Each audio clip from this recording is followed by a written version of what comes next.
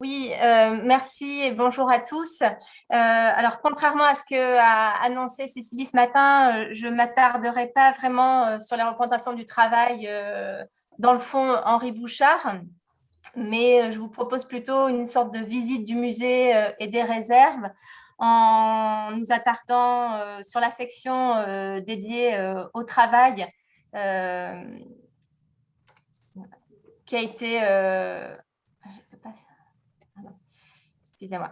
qui a été inauguré avec l'extension du musée en 2018, en essayant de voir quelle est l'importance de ce thème, non seulement pour Henri Bouchard, pour la sculpture moderne, mais aussi pour le musée de Roubaix et pour la ville de Roubaix de manière plus générale, ce qui nous amènera à évoquer la question de la représentation du travail textile. Et enfin, je vous proposerai quelques pistes pour souligner la présence de ce thème dans le parcours permanent du musée, mais aussi dans la politique d'enrichissement des collections de la piscine et dans la programmation, ce qui fait que j'ai bien entendu l'appel ce matin de Cécile Bernard pour une exposition suite sur les sculpteurs du travail au XXe siècle, comme celle de Claudine Cartier à l'instant. Ce sont des sujets qui, évidemment, nous intéressent beaucoup à Roubaix, qui est une ville née de l'industrie, ce que rappelle la photo de droite, et un musée né en 1835, réaménagé en 2001, agrandi en 2018 et qui couvre 2 siècles principalement de création artistique, 19e et 20e, ce qui correspond au moment de grande acuité de ce sujet de la représentation du travail. Donc tout d'abord, une présentation de cette section dédiée au sein de l'extension du musée. C'est une section que vous apercevez sur la droite de la photo, qui est vraiment au cœur de cette nouvelle galerie de sculpture moderne, dans le prolongement du bassin, et qui constitue une sorte de parenthèse entre la première section que vous voyez sur la gauche, consacrée à la sculpture dans l'espace public, autour des notions de monument aux grands hommes, de monuments à la guerre, monument à la paix, monument à la résistance, et une autre section qu'on aperçoit dans le fond de l'image à droite, consacrée à la sculpture dans l'espace privé, puisque les représentations du travail et des travailleurs en sculpture concernent ces deux destinations pour la sculpture. Et c'est aussi un espace qui dialogue avec la salle consacrée à l'histoire de Roubaix qu'on voit au tout premier plan. C'est une section qui s'imposait à nous étant donné l'importance du thème pour Henri Bouchard, qui constitue un fonds numériquement et qualitativement très important pour le musée de Roubaix. Mais dans cette section, on retrouve aussi bien Bouchard que Dalou, Meunier, Richer, Cordonnier, entre autres, principalement des sculptures, mais aussi quelques peintures et ponctuellement des œuvres sur papier, avec une grande diversité de formats. De petits sujets, principalement des éditions en bronze jusqu'à des grands formats en plâtre, des projets de monuments au travail, des projets de décors, des projets pour les intérieurs, des figures isolées, des groupes, des reliefs, une grande diversité aussi de matériaux, bronze, grès, plâtre principalement, une grande diversité de destinations, je l'ai évoqué rapidement, et aussi une grande diversité de messages qui rejoint la dualité soulignée ce matin entre glorification, héroïsation du travail et des travailleurs et prise de conscience, empathie, voire dénonciation pour les conditions de travail des ouvriers au 19e siècle et particulièrement dans l'industrie. Donc, voilà, quelques vues de cet espace. Donc, on y trouve effectivement des figures de travailleurs isolés, comme celles que Bouchard crée assez tôt dans sa production, avec principalement des métiers liés aux travaux des champs et aux travaux de la mine qui restent prédominants dans son œuvre, mais aussi dans cette section consacrée au travail que nous avons constituée à partir de dons, mais aussi d'achats et de dépôts. Donc, je ne reviens pas sur ces figures qu'on a vues. Une figure très importante dans la production de Bouchard, c'est le faucheur, qui est présenté ici dans sa version en bronze, tel qu'il était rue de Livette, dans le jardin de l'atelier de la maison d'Henri Bouchard, dans le 16e arrondissement à Paris, et tel qu'il est aujourd'hui présenté à droite dans la section consacrée au travail. Donc, je rappelle, j'aurais dû commencer par là, que l'intégralité ou la quasi-intégralité du musée Bouchard, qui était géré par l'association des Amis d'Henri Bouchard, a été offert à la ville de Roubaix en 2005 et les œuvres sont arrivées à Roubaix en 2007 avant d'être intégrées dans l'extension du musée en 2018. Et ce fonds d'œuvres très important, c'est plus de 1000 pièces avec un fonds de médailles très, très riche, de médailles et plaquettes, était accompagné d'une importante documentation rassemblée par Marie Bouchard, la belle-fille de l'artiste, et qui nous reste aujourd'hui à exploiter davantage encore.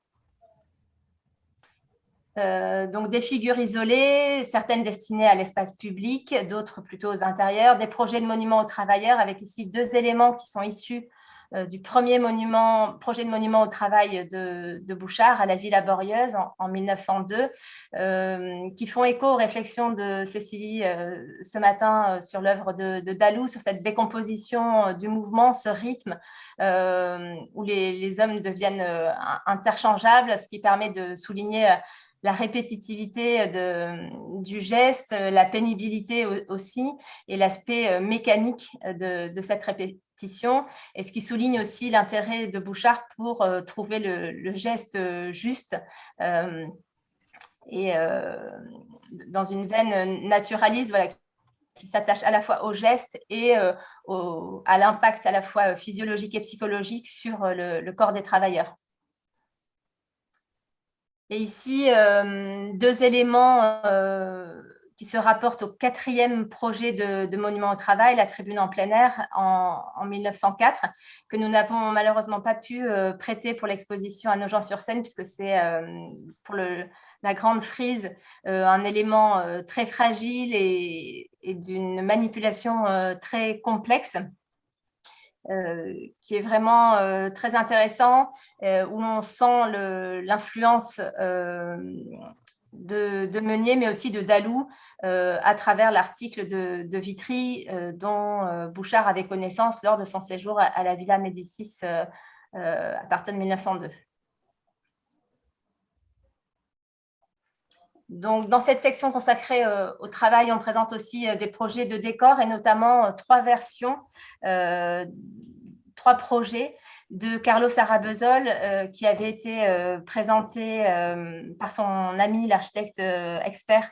à l'architecte de la Bourse du Travail à Bordeaux. Il lui livre, donc Jacques Dwels, pardon, il lui livre 3 projets intitulés Labor,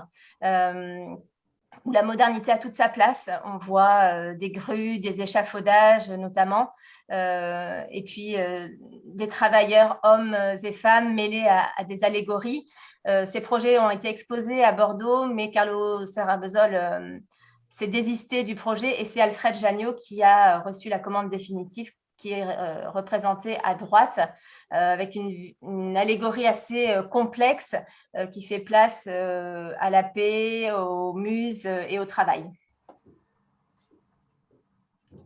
Excusez-moi, je reviens juste en arrière. Ça, c'était vraiment une volonté de cette galerie de sculpture de pouvoir présenter les recherches du sculpteur, ses hésitations, différentes versions d'une même œuvre, le travail en cours, la longueur aussi parfois d'une réflexion du sculpteur pour un sujet, et c'était une chance de pouvoir présenter côte à côte comme ça 3 versions d'un même sujet.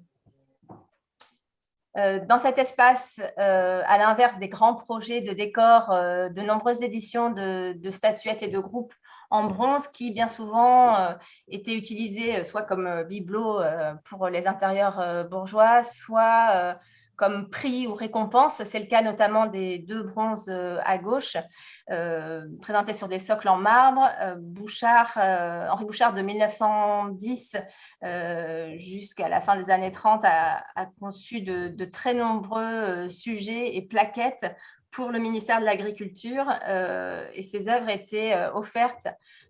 aux lauréats des concours agricoles, des comices agricoles, et avec une prédominance de sujets liés aux vendanges, au travail de la vigne et au travail des champs ainsi qu'à l'élevage, ce que représente bien ici le semeur et le retour du labour. On a aussi dans le fond du musée de Roubaix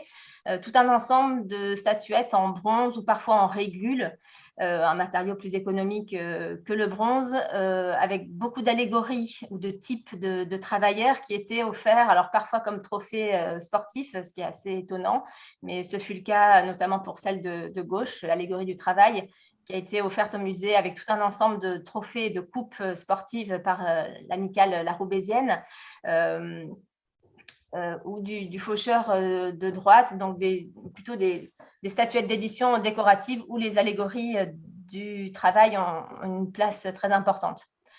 Certaines de ces éditions ont un rôle, une destination particulière, notamment à Roubaix, où il était de tradition d'offrir à des maires ou à des capitaines d'industrie qu'on évoquait tout à l'heure, des éditions qui étaient dédicacées. Alors, c'est le cas pour ces 2 bronzes qui ont été offerts à Jean-Baptiste Lebas, qui fut maire socialiste de la ville de Roubaix du début des années 10 jusqu'en 1940, un maire très important. Il fut aussi ministre du Travail sous le gouvernement Blum de juin 36 à juin 37, ce qui explique aussi le choix de ces figures que lui offrir le prolétariat roubaisien, par exemple, dans le cas de l'édition du Paysan de Dalou en bas à droite, en écho à la communication de Cécilie Champy ce matin. Une autre représentation de travailleurs dédicacés, c'est ce semeur de Jean-Baptiste Germain qui fut offert aux dirigeants de la maison Wibo-Florin, une filature de coton, teinturerie, tissage roubaisien, en souvenir du prix qu'ils avaient obtenu à l'exposition universelle de 1900 et qu'on présente en regard des autres éditions dédicacées. Dans cette section, des œuvres récemment acquises ne sont pas encore présentées, mais le seront prochainement, et c'est le cas notamment pour ce bronze doré d'un artiste polonais, Ignacy Lopienski, si l'on a bien réussi à lire la signature, qui représente un forgeron tenant le feu. Alors, on retrouve des attributs très codés de la représentation du forgeron, le tablier, l'enclume, la moustache, le torse nu musculeux, mais d'autres éléments éloignent très nettement cette représentation d'une représentation réaliste et la poussent plutôt du côté de l'allégorie idéalisée et du mythe, avec une référence bien sûr à la maîtrise du feu et au-delà maîtrise de la connaissance, du savoir, et c'est toute la symbolique de cette flamme que le forgeron tient dans sa main droite et qu'il brandit dans un geste très dynamique avec une grande diagonale. On est vraiment très loin de toute représentation réaliste. Ici prévaut l'allégorie, et c'est une édition qui a été offerte à Eugène Motte, qui était l'héritier d'une grande dynastie textile roubaisienne, par ses collaborateurs d'une usine polonaise, puisque Eugène Motte avait développé des entreprises, des industries à Roubaix, mais aussi en Russie et en Pologne. Alors, une section consacrée à la mine, puisque si à Roubaix il n'y a pas de mine, on est assez proche des bassins miniers, du Valenciennois, mais aussi de Lens, ainsi que du borinage belge, avec différentes œuvres de meuniers, dont cette douleur à droite qui a appartenu à la collection du peintre Léon Lermite, ou cette petite édition du Grisou, au centre, qui permettent de faire place à la figure féminine. Alors ici, bien sûr, ce n'est pas une figure de travailleuse, mais une figure de mère éplorée. Tantôt, c'est l'épouse aussi que l'on représente. Et c'est vrai que la représentation des femmes qu'on évoquait ce matin, des femmes travailleuses dans des usines, dans le monde, dans un contexte industriel en tout cas, est très rare en sculpture. D'autres femmes, alors à nouveau une herscheuse ici avec le tableau de Georges Higuet au centre, ou alors l'épouse qui laisse partir, alors qui est elle-même herscheuse, mais qui laisse partir le mineur à droite avec l'œuvre de Bottio, un sculpteur originaire de Valenciennes, qui a réalisé de grands bas-reliefs sur le sujet de l'industrie, notamment pour Hartford aux États-Unis. L'équivalent du versant sombre, la section sur la face sombre du travail dans l'exposition de Nogent, ces évocations non seulement du repos, mais au-delà de la lassitude à la fin d'une journée de travail avec l'ouvrière et son enfant sur les genoux dans l'œuvre de La Fauche à gauche, ou de l'homme du faucheur éreinté par la tâche à droite, avec la tête qui ploie et cette attraction terrestre très forte, avec une portée métaphorique aussi évidente. C'est la fin de la journée de travail, mais c'est aussi la fin de la vie, pour souligner la fatigue qu'éprouvent ces travailleurs. Et c'est vrai que les représentations du travail sont ambivalentes entre glorification et dénonciation. L'œuvre en haut à droite de Louis-Charles Priette est intitulée Vers l'émancipation, mais ici le travail qui est mis en avant avec cette figure de forgeron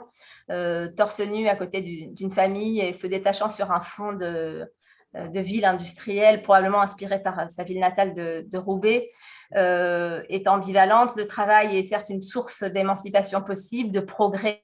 et de libération, mais c'est aussi une tâche épuisante. Et Louis-Charles Priette, qui n'a pas pu achever cette œuvre à sa mort en 1913, l'œuvre a été achevée par son élève Lucien Jonas et elle décore l'une des salles de l'hôtel de ville de Roubaix aujourd'hui. Transcrit très clairement son engagement. C'est un artiste issu d'une famille ouvrière et pour lui, c'est vraiment une œuvre militante. Et puis à gauche, une œuvre récemment offerte par Charlotte Hellman-Cachin en souvenir de Françoise Cachin, qui a beaucoup soutenu le projet La Piscine. L'échafaudage ou le drapeau rouge, qui est une œuvre de 1907, qui fut réutilisée en 1911 pour une affiche et une carte postale pour la bataille syndicaliste, qui était présentée notamment récemment dans l'exposition Les villes ardentes au musée de Caen. Et qui fait écho bien sûr aux convictions anarchistes que partageaient Maximilien Luce et Paul Signac, qui fut le propriétaire de cette esquisse qu'il appréciait beaucoup et qu'il comparait à Daumier et à Delacroix. Cette section sur le travail fait écho avec l'atelier Bouchard, que l'on découvre quelques mètres plus loin dans cette aile neuve consacrée à la sculpture moderne, pour plusieurs raisons. D'une part, parce que le travail est, on l'a dit, un sujet de prédilection d'Henri Bouchard, que ce soit dans le cadre de son projet de monument au travail ou pour des figures isolées, comme ici à gauche le pêcheur breton, qui est une figure centrale dans la restitution de l'atelier, ou le faucheur, avec ici la version en plâtre déposée par le musée de Dijon. Et en préparant ces quelques images, je retrouvais cette affiche d'une exposition organisée par le musée Bouchard en 1969, consacrée à l'homme au travail, ce qui souligne bien la place centrale de ce sujet dans la production de cet artiste. Mais l'atelier Bouchard résonne aussi particulièrement par rapport à cette thématique du travail et des travailleurs, puisqu'elle permet d'évoquer le lieu du travail du sculpteur, donc un travailleur particulier,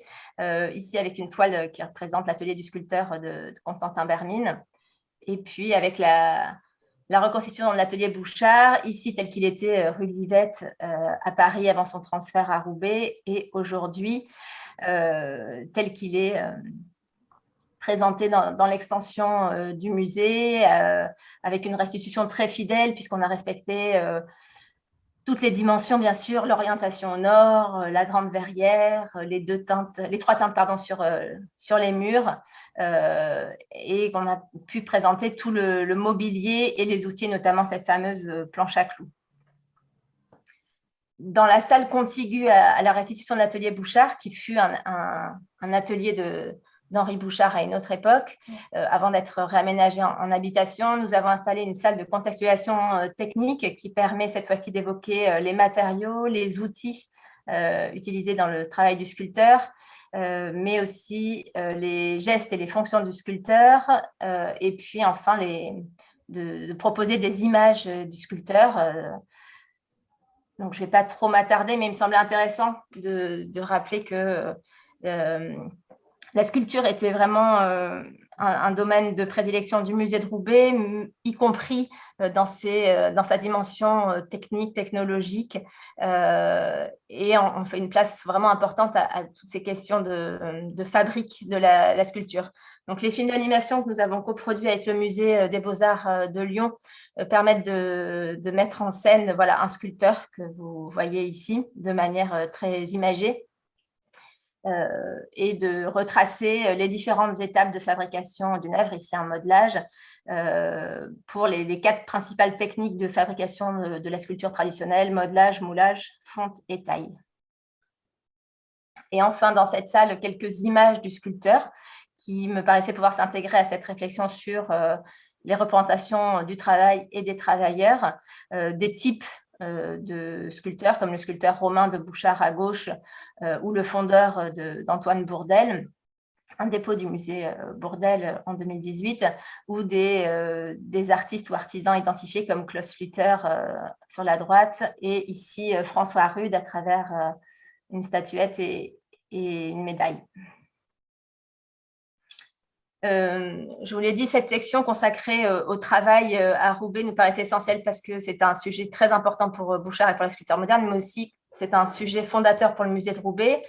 qui est un musée textile voulu par des industriels textiles et devenu par la suite un musée d'art et d'industrie, donc un musée fondé en 1835 pour mettre en valeur le savoir-faire des industriels textiles de la ville, et ouvert petit à petit à partir des années 1860 aux Beaux-Arts, ce qu'a confirmé le directorat de Victor Champier à partir de 1902. Un musée industriel textile qui s'ouvre aux Beaux-Arts avec un portrait d'ingénieur textile, puisque le premier envoi de sculpture de l'État en 1865, c'est le buste de Joseph-Marie Jacquard, l'inventeur du métier à tisser mécanique. Par curiosité, je regardais ce matin sa tombe au cimetière d'Oulins, qui aurait pu se prêter admirablement à une représentation du travail textile, mais ce n'est pas le cas. C'est une figuration très académique de la ville de Lyon couronnant le buste de Jacquard. Le travail est un sujet important pour le musée de Roubaix, puisque c'est un musée inauguré en 2001 dans un bâtiment de Jean-Paul Philippon, imaginé à partir de 2 sites emblématiques pour la ville industrielle de Roubaix: la piscine de natation à eau chaude et les bains municipaux, construits par Albert Barre de 1927 à 1932, à l'initiative de Jean-Baptiste Lebas, le maire socialiste évoqué précédemment, à destination de toute la population roubaisienne, avec un fonctionnement social très innovant, puisque l'idée était de mêler les enfants du patronat roubaisien et les enfants issus du monde des courets dans lesquels logeaient les ouvriers textiles. Et un équipement municipal à la fois sportif et hygiéniste à destination du peuple, vers lequel Jean-Baptiste Lebas,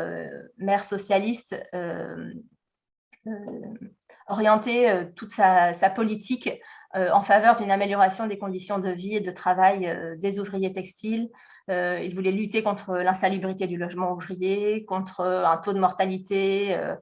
très élevé, et la construction de cet équipement en 1932 fait partie de cette politique très volontariste en faveur des ouvriers.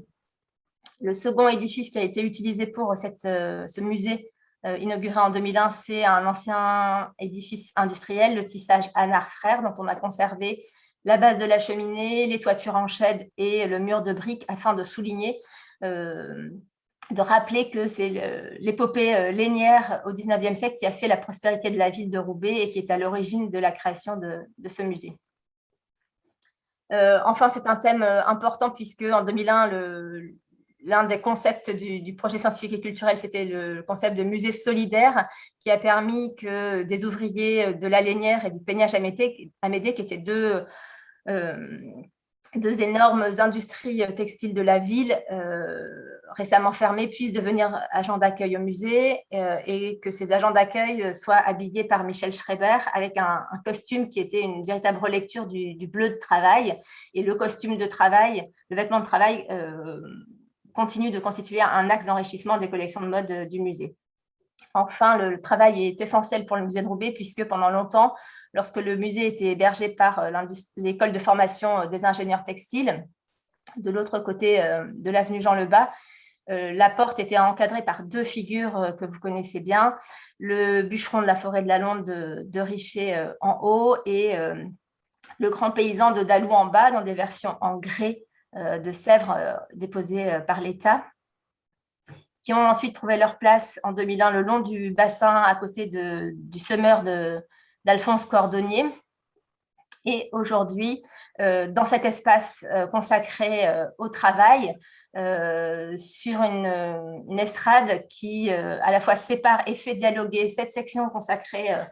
à la représentation du travail et la salle sur l'histoire de Roubaix, puisque le travail et les travailleurs sont un thème incontournable pour la ville de Roubaix. La transparence, une ville née de l'industrie, avec de nombreuses représentations allégoriques de l'industrie textile et de la richesse apportée à la ville, avec notamment ce vitrail au centre qui représente une allégorie féminine de la ville de Roubaix avec des étoffes, un rouet, une quenouille, surmontant le blason de la ville et ce tableau de Gérard Bergart qui représente une famille ouvrière participant à l'enrichissement de Roubaix. Des représentations allégoriques autour de la charte des drapiers, cet événement fondateur par lequel, en 1469, Charles le Téméraire autorise les habitants émanant de la ville de Roubaix à faire drap de toute laine. Un ensemble d'affiches conçues en 1924 pour répondre à un concours qu'avait lancé la municipalité de Jean-Baptiste Lebas, peut-être pour reprendre l'idée de la fête du 1er mai. La revendication première de cette fête du 1er mai, c'était d'obtenir la semaine de travail de 8 heures, ce qui avait été accordé après les événements de Fourmies avec une loi en 1919, mais une sorte de contrepoint au contexte social et économique très difficile de la ville à l'arrivée de la municipalité de Lebas, cette grande fête qui est organisée avec ce concours d'affiches sur le thème du couronnement de la muse du peuple, qui était une composition de Gustave Charpentier qui devait être jouée pour ces festivités, dont on ne sait pas grand-chose. On ne sait pas s'il y a eu d'autres éditions ou si c'est un cas unique. Et l'affiche qui a remporté le concours, c'est celle de Desbarbieux sur la gauche. Donc ici, à nouveau, toute l'iconographie traditionnelle, les cheminées d'usine de cette ville aux 1000 cheminées qui fument, la silhouette de l'hôtel de ville, de manière assez étonnante, beaucoup de forgerons et finalement peu de travailleurs textiles. Dans cette salle consacrée à l'histoire de Roubaix, le travail est omniprésent à travers des figures de patrons et d'ouvriers, dans une moindre mesure. Des patrons auxquels on fait, excusez-moi, pour lesquels on érige des monuments qui font rarement place aux figures des ouvriers. Ici, pour le monument à Eugène Motte, dont le musée conserve une maquette, on retrouve une allégorie de l'industrie textile sur la gauche avec cette quenouille, mais pas d'ouvriers. Dans le cas du monument à Jean-Baptiste Lebas, conçu par Alfred de Gégère, on retrouve un ouvrier en bras de chemise, mais il est au revers du monument, il faut le chercher, et il n'est pas en action, bien sûr, donc des outils de travail, un costume de travail, mais cette fois-ci, non seulement l'ouvrier il n'y a pas vraiment de piédestal, mais il est quand même au pied du monument et à son revers, ce qui accroît encore cette hiérarchie dans une vision très paternaliste à nouveau, malgré tout, même pour cette figure de Jean Lebas, pourtant défenseur des ouvriers. Un autre monument consacré à un défenseur des ouvriers, c'est le monument à Jules Guesde, qui fut député du Nord et dont l'inscription sur la façade rappelle qu'il fut l'éducateur et l'organisateur des travailleurs, le prolétariat reconnaissant. Enfin, dans cette salle sur l'histoire de Roubaix, en contrepoint des figures de patrons textiles ou d'édiles politiques, bien souvent à Roubaix, issus du monde textile, une figure d'ouvrière avec Marie-Jeanne Stéphanie à droite, par l'artiste allemand Kai Teichert, qui avait fait l'objet d'une exposition en 2008 au musée. Une figure emblématique de ces filles des mines, la région de Lens, qui prenaient le bus pour venir travailler dans les usines textiles à Roubaix. Marie-Jeanne qui fut ouvrière pendant très longtemps à la lainière avant de devenir assistante textile au musée de Roubaix, ce qui est une image aussi de cet ancrage du musée dans son territoire et de ce lien jamais rompu avec le tissu économique local. Dans Alice, excusez-moi Alice, je vais être obligée de vous demander d'accélérer un peu parce que vous avez déjà dépassé votre temps de parole. Oui, oui. C'est vrai qu'en travaillant sur la question, je me suis rendu compte qu'il y avait tellement de choses en fait dans le musée, mais je vais accélérer. Donc, des paysages industriels. Ce que je voulais vraiment montrer, voilà, c'était cette frise de la laine qui est vraiment un cas très à part qui orne la façade de l'hôtel de ville construit par Victor Laloux en 1911 et qui représente de manière très narrative toutes les étapes de la chaîne textile, de la matière première, donc coton ou laine, jusqu'à l'exportation et au contrôle du tissu, où l'on voit des hommes, des femmes, des enfants travailler. Alors bien sûr, la volonté d'Eugène Motte, qui était le commanditaire de cet hôtel de ville, n'était pas de souligner les conditions de vie difficiles des ouvriers textiles, mais bien plutôt de leur offrir un miroir, une source de fierté, et aussi de les exhorter à la tâche, puisque le labeur est une valeur vraiment prônée comme exemple à Roubaix très longtemps. Voilà. Et donc, je m'interrogeais sur la représentation du travail textile que vous aviez évoqué ce matin. Voilà Gueldry, qui arrive un peu tard. C'est un sujet qu'on retrouve beaucoup en 2 dimensions, dans des dessins, des gravures, des peintures, le travail textile à domicile ou en usine, mais étonnamment très peu en sculpture, avec quelques exceptions ici à Roubaix ou à Tourcoing, et quelques exceptions. Alors, quand le fil apparaît, c'est plutôt avec la symbolique du temps qui passe, ou alors avec une lecture plutôt folklorique, anecdotique ou dépaysante, et toujours des figures seules, isolées, où le labeur industriel est totalement absent. Bon, voilà. Et juste pour souligner voilà, que c'est un sujet vraiment au centre de toutes nos attentions, avec beaucoup d'acquisitions récentes sur cette thématique. Comme vous le voyez là, je passe très très vite. Dans toutes les périodes, et un sujet qui a été abordé dans de nombreuses expositions, Adler que vous citiez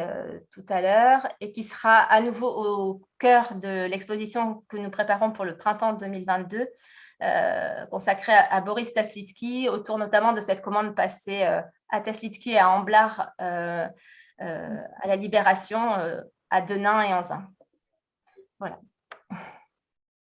Pardonnez-moi pour ce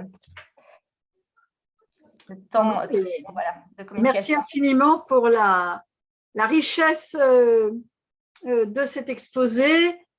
Eh bien, on a vu beaucoup d'images vers la fin, mais justement, ça donne très envie d'approfondir les sujets. Et Taslitsky, c'est un sujet très intéressant, Amblard aussi. Vous avez évidemment les commandes qui avaient été faites par Georges-Henri Rivière, voilà, auprès d'Amblard. Ça se trouvait à l'ex-Musée national des arts et traditions populaires, devenu MUSEM, mais je crois que c'est resté sur place. Ça doit être à Denain maintenant, c'est pas…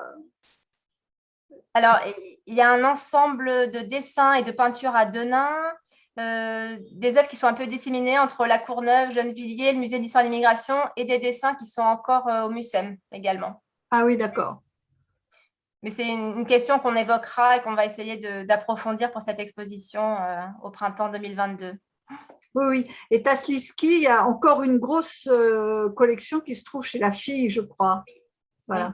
Voilà, oui, parce avec laquelle on prépare cette exposition.